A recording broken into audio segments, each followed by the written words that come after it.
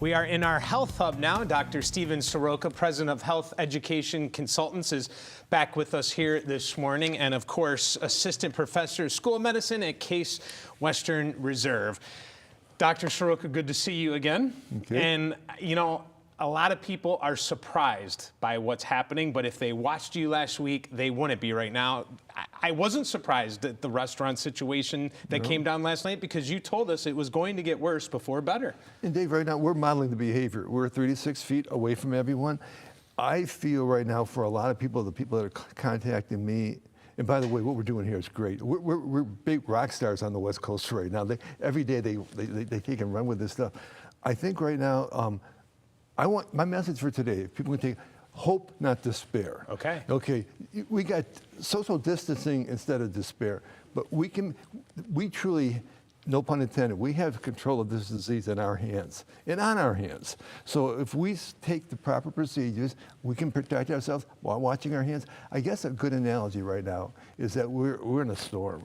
We're weathering a storm. There's uncharted waters, but we have a nice boat. The call is for more hands on deck. Yeah, people to help out. Yes, certainly. Exactly. Well, here's a question. Right away, someone on Twitter brought up this question when the restaurants were closed, but there's still carryout. Should people be concerned with the people that are handling your food or whatever would be on the carryout side of the deal? It's a great question because now everybody's trying to figure out what's the number where we don't go to a restaurant. Is it 25 people, 50 people? Only need one person to spread the disease. We treat, I think, a prudent way to go about this now is to treat everyone as if they're infected. Just like Dave, you might be infected, I might be infected. We might not know for a week or two. It's a prudent way to treat everyone as, so what we do is that after we pick up our food, we wash our hands before we eat it. And this is the best way to live because we really don't know. In a way, it's an invisible epidemic because I can't tell if you have it or not. We may not know. So if you treat everyone as if they were infected, then we take control of the situation much better than going, oh, I hope you don't have it. It's more than just hope. It's making good, solid decisions, and that's what we're going to do. Okay, how about play dates? This is a big question that a lot of people are asking. I read some articles over the weekend about that. Is it okay, now that kids are not in school, is it okay to let your kids play with other kids? No. Again, this is a personal decision. But limiting the amount of exposure is huge. And so if there's a couple kids in the neighborhood, they've always played with each other, that's probably okay. Yeah. Opening up to people outside, not a good idea. Our data, although there is some indications right now that children can still get this infected, we think we have a few that most of the time they do not, but they can be asymptomatic, as we talked about last week, asymptomatic carriers. So they might have the disease, not get sick, but yet give it to you.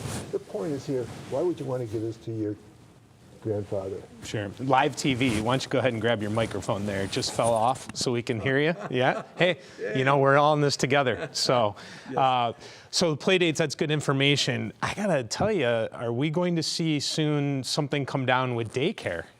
Yes. I think it just makes common sense. If you have to do daycare, you'll do it. There will be people that will set up with all kind of extraordinary precautions, keeping kids away from each other, disinfecting.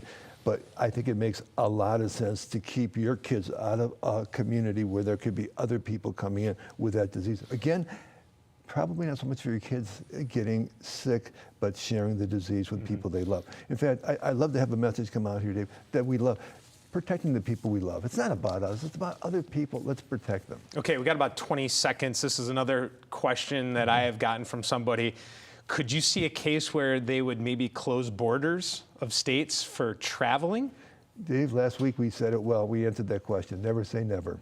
Never say never. We are saying things today no one would have believed last week. Yeah. And at the end of last week and the week before, people go, no problem. Yeah. It's a huge problem. But we got hope. We can take control. Let's take the hope. Prepare, don't scare. Yes. Okay? And that's what you've been doing. And yes. we're just, trying to help navigate through this because it is uncharted waters.